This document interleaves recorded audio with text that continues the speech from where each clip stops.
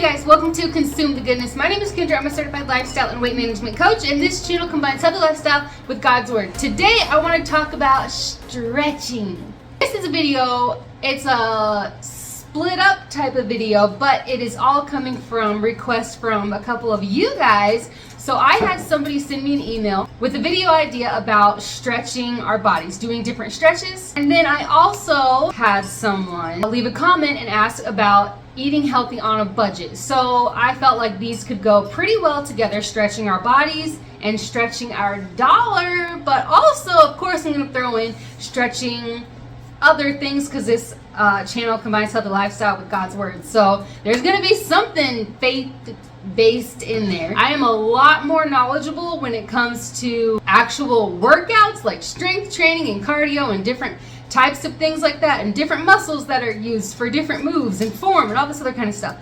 I know a lot more about that than I do about stretching. So because I only want to talk about things that I actually know something about and I'm actually kind of knowledgeable, and I know that I can confidently speak about it without it being bad for somebody, I'm only going to talk about stretches that I know and that I do on a very regular basis. So those are the stretches that I'm going to do. I'm going to show you guys a clip of me doing some stretches. I'll just kind of talk over it, but I did not, just a heads up, I wasn't able to get through every single type of stretch that I do because I started to get lightheaded, so I just stopped it.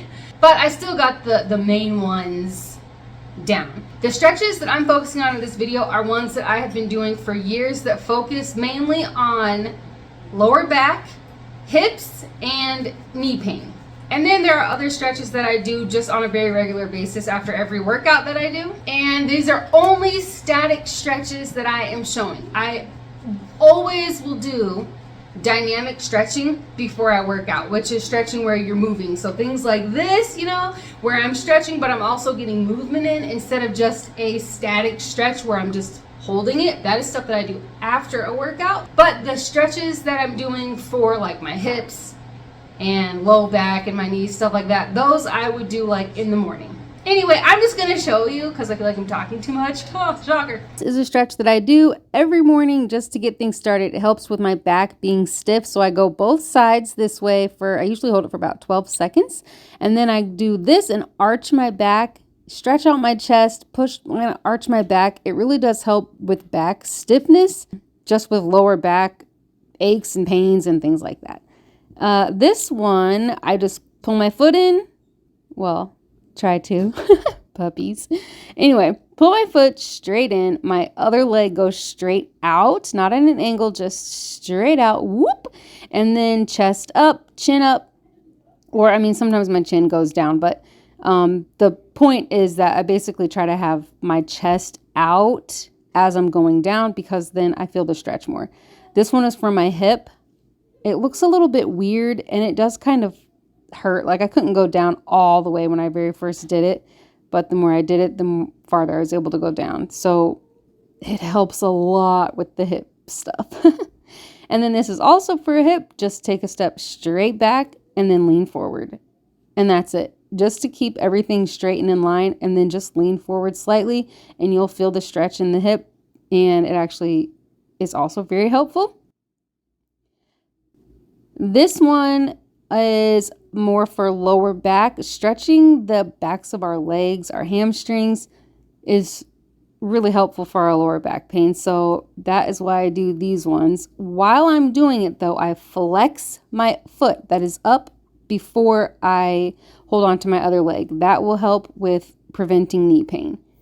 These ones, again, just for my back and really just good stretching. I mean, it just feels good. When I'm stretching this way, this is usually something that I do after a workout. But when I wanted to show this one because I always pull with my opposite hand to the opposite foot because it helps not have the knee twist as much. So it's a way to stretch your thighs without the knee pain, without kind of twisting the knee a bit. That's just as much as I could do before I started to get dizzy and fall over. So even though those stretches were mostly specifically for hips, I have hip dysplasia. So since those are mostly for that, for low back pain and for knee pain, for knee problems, even if you don't have those things, I still believe that these are good stretches to do on a very regular basis, because even if you don't have those problems, it can still help you with flexibility and mobility and possibly preventing hip or low back or knee issues in the future, or at least maybe help with that. So even if you don't have these types of issues with your body, I still think that these are pretty good stretches to do on a regular basis, just for, you know, the things that I just said that I'm seriously about to say all over again. Why do I do that? Oh, geez. All right, now for the comment that I got on eating healthy on a budget. For this one, I'm pretty much just going to be talking in terms of low carb, because in my professional and personal opinion, that's the best way to go for health. I extra love that this was something because I am tying it into low carb, and a lot of people think that eating keto or carnivore or any version of low carb, even if it's just lowering carbs, a lot of people feel like it's way too expensive. In the past, before I started to really learn and apply and learn and apply and learn and learn, really become knowledgeable about what foods do in our bodies and what foods don't do to our bodies, and for our bodies, what's actually needed, what's not needed, the true benefits of low carb and how it really is great for our health, overall our health. Before I did that, and before the weight loss clinic that I worked at, so the food plan for that was very low carb. So before all of that, I was one of those people who was under that impression that being healthy is expensive. Eating healthy is too expensive. If you don't have a lot of money, you can't do it. So you basically buy a bunch of food, a bunch of canned foods, a bunch of stuff from the frozen section, a bunch of pasta and rice and beans, just super high carb, very high on the glycemic index, really high in sugar. Even if it is pasta or rice, like really high carb, it is still technically high sugar because our bodies break those carbs down into glucose. So that's sugar. But I used to be one of those people under that impression that it's like, well, I can't eat this way because it's too expensive, so I'll just, get the frozen burritos. Pizza rolls are on sale and things like that. And horrible. Our health, our entire family, poor health. Okay, so anyway, since so many people are under the impression, which understandable, I was one of them because of things that I was taught, so many people under the impression that eating healthy is too expensive to do, and especially when it comes to low carb, keto, carnivore, any type of low carb version of eating. Super excited about this because my husband and I and all 4 of our kids, we are all low carb. It is possible to keep our health a priority even on a budget, which we are on a budget. We do not want to compromise our health. We have seen the drastic improvements in their health, so we don't want to go back. We don't want them to go back to things that they used to struggle with. And we have seen drastic improvements in our health. We don't want to go back to what we used to feel and the way that our daily lives used to be. So I'm just going to share some tips with you, things that I used to talk to clients about, and then also things that we do ourselves. The reason why I want to do that, not to be like talking about me, talking about me and my family, making it all about us, but just to show that I'm not just talking, I do it too. I live it as well. And so I hope that that is helpful, because a lot of times we can get advice from people and it's like, yeah, that's easier said than done. So I'm going to not only do the coaching part, the eating low carb on a budget that I would do with clients, but I'm also going to tell you guys things that we do here in our own home to stay healthy on a budget. Oh, what are some things that we do to help stretch our dollar? We save the grease, so when we make bacon or sausage or kielbasa or any type of meat that has a lot of grease coming out of it, we save it. We have mason jars and we save the grease inside of it, and we use it for cooking. Saving the grease helps save money because we cook with like avocado oil or olive oil. We usually just use avocado oil. And then we also cook with butter. But if we are able to use the grease, we save the grease from the bacon and things like that. That makes the butter and the oil last a lot longer because we're not using it every single time we cook. We can use the grease. So bacon and different types of meats like that, I really like because it's like a 2-in-1 type of thing that you're getting. Making a broth, another like 2-in-1, I guess, type of thing that I can think of is when a roast is on sale, then we'll go ahead and buy the meat, cook it in the crock pot. Some people add water. Sometimes I add a little bit of water. Usually I don't because it makes the broth way more flavorful. It's super good. I just put the meat in the crock pot, season it, maybe throw some butter in there, and then I just let it cook all day. And it gives enough juice comes off of the meat that you really don't need to add water. But like I said, you can if you want. It's totally a preference thing. So I'll cook that, and that roast becomes multiple meals because I have the broth. Again, put it in a mason jar or whatever container, storage container you might have. After the meat is cooked, I'll take the meat out of the crock pot, like cut that all up, put that in a storage container, and then all the rest of the juice that's inside of the crock pot, put that in a jar. And that broth I can use for a lot of different meals, or I can use it for one big extra meal with the leftovers. I'll just make like a big soup, or you can make a stew or something like that out of it. That makes that one crock pot meal stretch out into other meals. I'm so sorry if I'm talking too fast. I know that I will have a lot of things to say, and I don't want to bore you guys to death. Something else that's actually a little bit similar to the pot roast thing in a crock pot is sometimes when I cook ground beef, I will do it in a pot instead of in a skillet. And then after it's all obviously fully cooked, but you know how you still have the juices in there, I will start to add things to it when it is at that point to make it more. I basically use the hamburger juice kind of as a broth. So I will start, I'll add a little bit of butter, I'll add a little bit of heavy cream and some cheddar cheese or whatever type of cheese we might have, and stir it all in there to make it like a cheese sauce. When I do it that way, I don't have to use as much butter. I don't have to use as much cream because I've got a good amount of juice in there to make a creamy sauce with when I add a little bit of cheese. And that is always really good. I'm also always thinking of things that are going to fill everybody up. And these types of things do keep us full. We're getting the nutrients that we need, we're filled up, and we have leftovers, which is always good.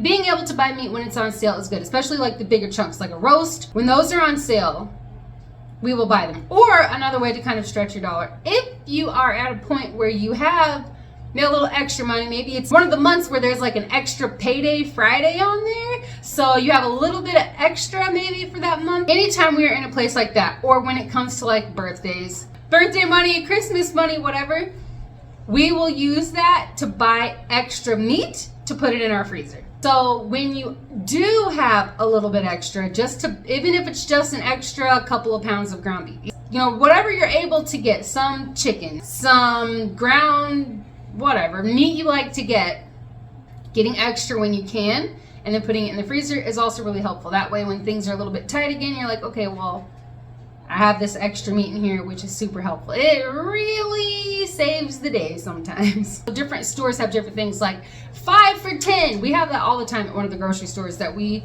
shop at. And there's a 5 for $10 section with the meat. So we will get like 5 pounds of ground chicken. And then with that, we only spent $10, but we can make multiple meals out of that, at least 2 meals. We can take the chicken and roll them into meatballs. We can smash them up and make chicken sandwiches. We can just ground it up, season it and have like chicken taco bowls. But things like that are also really, really helpful. We also don't snack anymore. We used to have snacks all the time. Not snacking because we really don't need it. That saves money as well.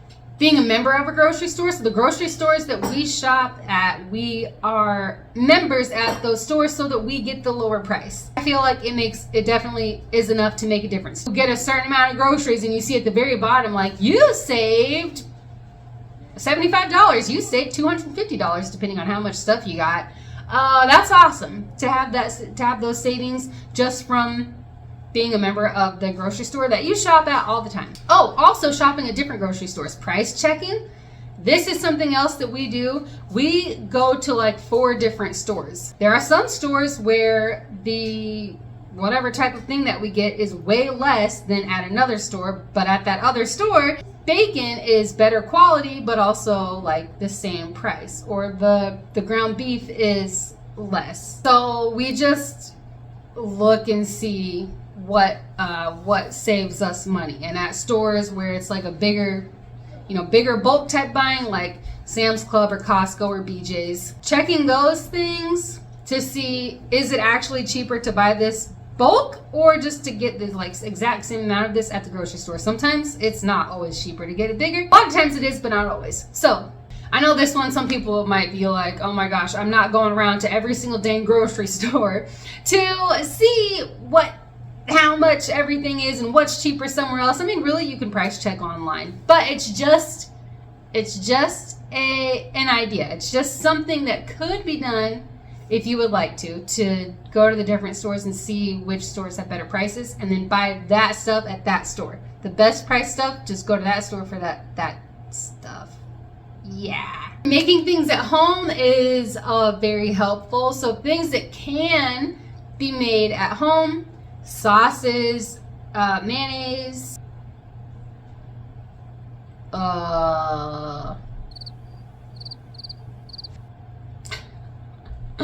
I lost it. Again, I do this a lot. You guys know. Anyway, making things at home, making things yourself, it is cheaper and you get a lot more of it. The foods that we get, okay, if we were to buy it pre-made versus just buying ingredients for it, even if the price is the same, most likely you're going to get more when you make it yourself. Also, not eating out. That crap is expensive. The amount of money that is spent on an ordered meal from a restaurant versus taking that money and putting it towards groceries, you're going to get more groceries, you're going to get more food that's going to last longer. So that's definitely another good way to stretch your dollar. Growing stuff at home, if it's possible, would definitely be a really good way to stretch your dollar. There are a lot of channels that I watch of people who grow food at home, and they have chickens, some of them. Man, there are so many that I watch. It's really hard. I'm going to link at least the ones that I can think of off the top of my head. And if you are watching this, if you're somebody who grows food at home and I don't have your link in my description, just let me know in the comments like, hey, I do that kind of stuff too, and I'll add it there. Because I think it's going to be helpful. It is helpful for people who don't do it, I think, to watch people who do it to see that maybe it's not as hard as I thought, or, oh, I actually could do this inside of my house or in an apartment or whatever. That's another option to save a little bit of money. Oh, and then I guess the only other thing I can think of is just mindset. I know that might sound weird, like what does my mindset have to do with saving money? But I do believe that it really does matter. So if it is that all I can afford is chicken and eggs. I'm so sick of having baked chicken and scrambled eggs. Baked chicken, scrambled eggs. Having a different mindset about it, like, okay, first of all, being grateful for it. Gratitude goes a really long way. But being like, all right, I'm able to get chicken and eggs, two high nutrient dense foods. And then it kind of, having to be on a budget really can almost sometimes force us to get creative in the kitchen, which is one of my most favorite things to do. Anybody who's been here for a while knows that. I love playing in the kitchen. And this is a lot of how, I love doing it anyway. I have been in the kitchen since I was like 8. My mom started to teach me how to cook, and I just fell in love with cooking. So getting creative in the kitchen is already fun for me, but it's a little bit of a challenging type of fun when you only have so much food in your house and you look around and you're like, all right, what can I do with this? And I do this all the time, and it's really fun. And there are even some things where I'm like, I don't know. So I'll ask my husband, like, okay, I have an idea. What if I used this ground beef and I added this to it and did this, and then whatever. And he'd be like, oh, I don't know. It sounds different, but I don't know. We're not going to know unless you try it, which I love. He's always backing me up in my creativity, even if it might ruin dinner. It's just getting creative. Like, well, this is what we have. All we have are these like 3 or 4 things. What am I supposed to do with that? I guess it's going to be the same old just ground beef, cook it, and people can eat it out of a bowl, and it's just going to be that. No, trying to get creative with it and have a mindset of what can I do with this? And a lot of times some of the family favorites come from those types of moments where we don't actually have a plan. We're just kind of throwing stuff together. This is what I have. I'm gonna throw it all in a pot. I'm gonna put it all in a pan, in a casserole dish or whatever. And a lot of times it turns out to be like my mom always used to make this, whatever, and it's just food that she threw together because that's all we had. So that is why I say mindset matters. Why I think that mindset can be very helpful when it comes to stretching our dollar, because when we only have a few ingredients on hand at home, instead of being all bummed out or thinking, what am I supposed to do with this? I can't do anything with this. Chicken and eggs, or eggs and hot dogs, whatever cheap type of meat. All I have is Spam and cheese, or Spam and eggs, whatever. Creative with it, prepare it in different ways, and also really challenging ourselves to think, how can I really stretch this out? Like, what, even if it's a few little things added to it that make it actually taste good, things that match. But every little bit that we add to it makes the amount a little bit more. So it's gonna go farther. Those few ingredients that we have are gonna go a lot farther. So those are some things. What are some things that you guys do to stretch your dollar? What are ways that you guys keep your health a priority? So if this is something that is super important to you, your health, which the comment was eating healthy on a budget. So if your health is a priority, which I feel like our health should be a priority for all of us, for ourselves, for the people in our home, health should be a priority. So I was just curious what you guys do to keep your health priority and stay on a budget. If any of this stuff was helpful for you, I'm so glad. That is the whole point. I want this to be helpful for you. And if it wasn't, or if you have a very specific situation, please feel free to email me and I will help as well as I am able. Talk about stretching our body, stretching our dollar, but what about stretching other things like our faith? When I think about what happens when we stretch, sometimes when we very first start stretching, it's like tight. We're not able to go as far. We're not able to maybe hold it as long. I feel like there's a connection between that and our faith when we are walking by faith. So stretching our faith, when you very first are walking by faith, not by sight, not by what we can see with our worldly eyes, it can be really hard sometimes, and it can be uncomfortable sometimes. Like when we very first start stretching, it is not the most comfortable thing in the world. We can barely even go halfway down. We usually can't hold it for as long because it's uncomfortable. It kind of even hurts sometimes. And it's something that the more we do it, the farther we're able to go. The more we do it, the longer we're able to hold the stretch. And our form gets better the more that we do it, and things like that. And I feel like that's so much the same with our faith and trust in God, because it is a little uncomfortable and kind of scary. Not that stretching is scary, I guess it could be scary. You might be afraid, like, oh, I'm gonna get stuck down here. I don't know. It can be uncomfortable and it is a little more difficult to do, but the more we do it, just like with our faith, the more frequently, the more that we walk by faith, the more that we practice it and do it, the easier it's going to get, and the farther we're going to get to go, and the longer we're going to be able to hold it, if that makes sense. So even when it's uncomfortable, and even when it's an adjustment, like with stretching our bodies, when we're not used to doing it, it is uncomfortable and we have to keep going, which sometimes our brains are like, I don't want to, like, don't do it. We try to find any reason not to, because it's like, I already know what it's going to feel like. It's not going to feel good, so I don't want to do it because it doesn't feel good. So you have to kind of push yourself to do it anyway, because it might not feel good now, but the more I do it, the better it will feel, more benefits I'll get, whatever. It's the same thing with stretching our dollar, being on a budget. It's not the most comfortable thing, and you do have to put effort into it. There is planning that has to be done. You have to really put thought into what you're buying and what you're going to do with this food and all that kind of stuff. And it can be really uncomfortable sometimes and kind of sucky, but the more you do it, and the more it's just going to become the way that you shop and the way that you cook and prepare your food and get creative in the kitchen. I hope all this ties together okay. I feel like it does. I feel like it ties together pretty well, and that it actually makes sense. Clearly makes sense, which is amazing. So now that I've been talking for like 9 years, I'm going to stop talking. Thank you guys so much for being here. Thank you again for the idea for the stuffy stuffs for this video. I appreciate you all for hanging out and for actually being here. If you guys were here sticking through this to the very end, as long as it is, That's awesome. I appreciate you all so much. I appreciate you guys so much. I can't even, it's hard still to grasp the rate of this channel growth. And I know that, like, every week when I get my analytics, I just see that so many of you guys are sharing this channel, the videos or whatever you're sharing, I don't know, but it just is like, it's amazing. It's amazing. So, thank you. And I don't know what else to say. So I'll just say thank you and leave it at that so I don't go on and on. I love you guys so much. God bless, and I hope to have you back for the next one.